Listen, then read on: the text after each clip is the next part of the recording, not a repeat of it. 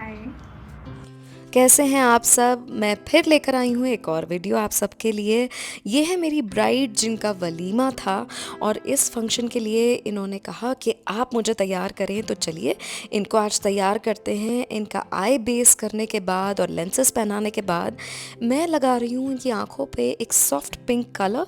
आप इनके जोड़े में देख ही सकते हैं, एक बहुत ही खूबसूरत पिंक कलर का आउटफिट पहना है इन्होंने। तो पिंक को अब हम और डार्क करेंगे जैसे जैसे आगे बढ़ती जा रही हूँ मैं कलर्स और डालती जा रही हूँ।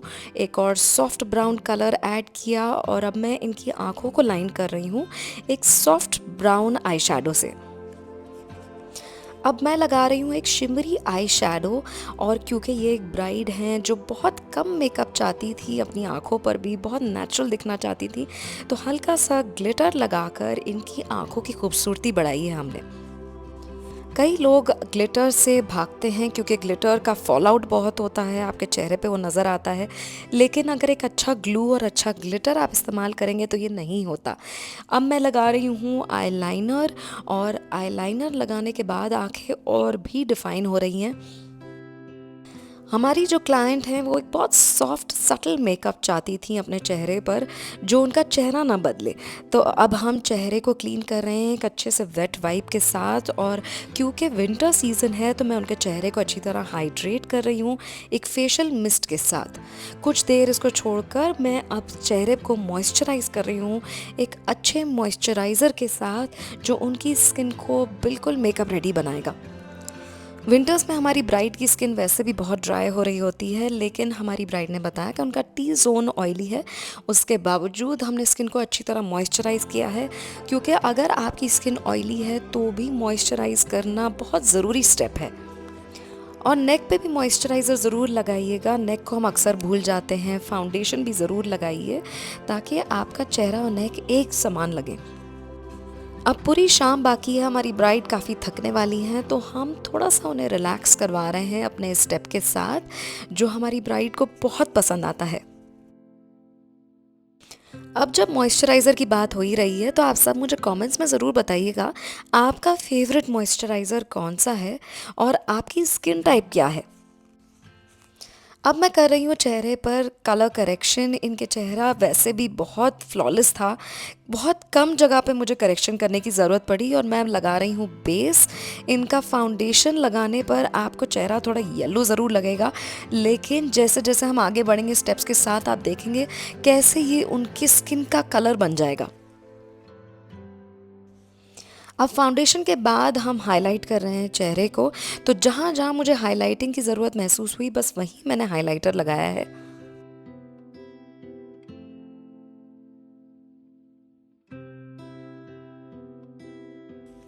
ज़रा सोचिए अगर ये स्टेप नहीं हो रहा होता तो चेहरा कैसे लगता।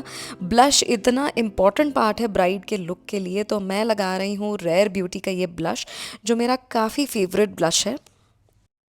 और अब मैं फेस को सेट कर रही हूँ एक ट्रांसलूसेंट पाउडर के साथ। अगर आप जानना चाहते हैं मैं कौन सा प्रोडक्ट लगा रही हूँ तो नीचे कमेंट्स में ज़रूर जिक्र करिएगा उसका।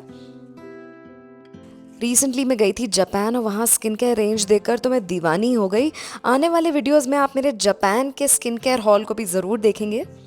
अब मैं चेहरे को सेट कर रही हूँ एक सेटिंग स्प्रे के साथ। ये सेटिंग स्प्रे जो है पूरे मेकअप को मर्ज कर देता है, ब्लेंड कर देता है, और आपकी स्किन फिर स्किन लाइक लगने लगती है। अब आईब्रोज़ को फिक्स करूँगी मैं एक अच्छे आईब्रो पाउडर के साथ, और आईब्रोज़ को आप अच्छी तरह शेप करें क्योंकि उसी से आपका चेहरा डिफाइन होता है।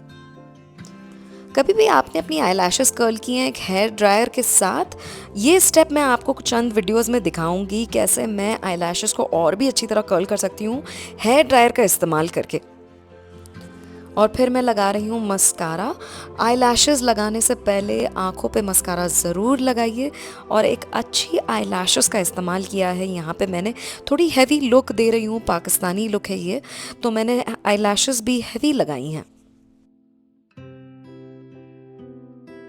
हमारे पास जो ब्राइड्स आती हैं वो काफ़ी श्योर होती हैं कि उन्हें हमसे ही मेकअप कराना है, लेकिन कभी-कभी हमें ऐसे भी क्लाइंट्स मिलते हैं जो ट्रायल मेकअप माँगते हैं और हम उन्हें ट्रायल देते हैं क्योंकि उन्हें यकीन करना होता है कि मेकअप फ़ोटोशॉप तो नहीं है। तो ये आप देख सकते हैं इस वीडियो में कुछ भी फ़ोटोशॉप नहीं है, उनकी स्किन आप बहुत अच्छी तरह देख सकते हैं और उससे अंदाज़ा लगा सकते हैं कि मेकअप उनके चेहरे पर कैसा लग रहा है। अब मैं चेहरे पे ग्लो वापस लाने के लिए लगा रही हूँ एक हाइलाइटर और ये मेरा फेवरेट हाइलाइटर है। मेरा बस चले तो मैं इसे रोज़ अपने भी चेहरे पर लगाऊं, लेकिन मैं ये ख़ास रखती हूँ अपनी ब्राइड्स के लिए। अब करेंगे चेहरे को कॉन्टूर। कॉन्टूरिंग से चेहरे के जो सारे डायमेंशंस हैं वो अच्छी तरह नज़र आते हैं, क्योंकि इतना मेकअप लगाने के बाद कहीं पर वो डायमेंशंस खो से जाते हैं। अब हम इनको पहना रहे हैं ज्वेलरी। इनकी ज्वेलरी देखिए कितनी खूबसूरत है। जैसे जैसे मैं ये सेट उनको पहना रही थी मैं खुद भी सोच रही थी कि इन्होंने ये सेट कहाँ से लिया, और मुझसे रहा नहीं गया तो मैंने इनसे पूछ ही लिया कि इन्होंने कहाँ से लिया है ये। आप देखिए बिल्कुल पाकिस्तानी ज्वेलरी है ये, जबकि इन्होंने ये ज्वेलरी बॉम्बे से ली है।